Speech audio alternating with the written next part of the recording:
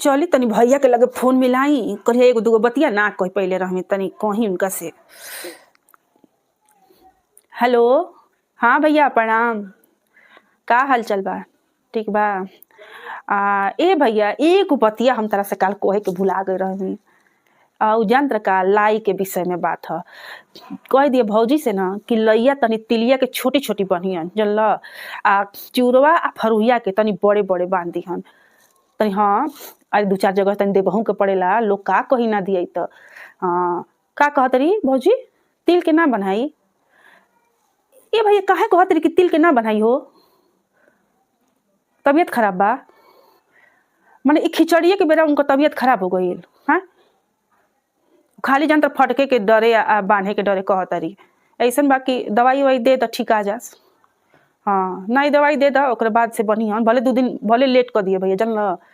12 के लिए खिचड़ी अच्छा 13 के लिए, लेकिन बांधिए के ले आई है भैया। हाँ नहीं नहीं लोग का कही हुए ना। हाँ हमरे के यहाँ नहीं ननद के खिचड़ी ना कहाँ गई है ना। हर साल थोड़े जाई खिचड़ी, हर साल के थी बना ले वालो। हमारा मन के बा कि होतना उतना लाई बांध भेज। हम ई कुल काम ना करनी, हमरा लगे समासे नहीं के कि हम ई कुल लाई थी कुल बानी या चाउर फटकी या चिउरा फटकी कुली ना ये कुल हम करबे ना करेनी। अच्छा सुन हमार बतिया सुन पहले अपन छोड़ सुन। कुल जब सड़िया हम कहिया कहमी कि भौजी से कह दिया कि सड़िया निकलिहन कोनो बढ़िया अपन, तो उ सड़िया कह दिए भौजी से कि पहले हमरा के वीडियो कॉलिंग पर ओकरा के देखावस कि उ कैसन साड़ी बा। अगर हमरा निक लागी तबे उ ले आई। नहीं जल लोग बा देखे वाला, लोग का कही क्योंकि नैहर से कैसन साड़ी आयल बटे ना। हाँ और का देखा दिया तन वीडियो कॉलिंग पर। नौका मीठा में जानला, नौका मीठा में कहिए कि ओकरा के बांध के बढ़िया से लाई आ तब भेजी हम। काहे कि वो बड़का बड़का लइया ना दूधे में या दही में डाल के जब खाई जाला ना तो बड़ी निक लागेला भैया।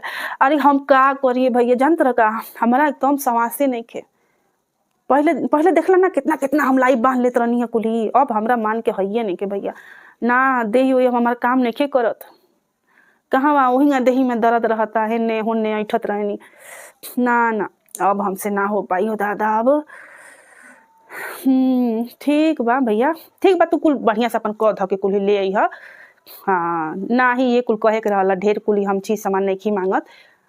जौन घर के चीज बा देख उहे चीज ले आई है, बाकी तू बाहर से कुछ मत किनी है ना। देखो हम घर ही वाला चीज मंगले बनी, हम उमे के बहिन ना है कि हम बाहर से किन के सामान मंगवाए ना। हाँ ठीक बा।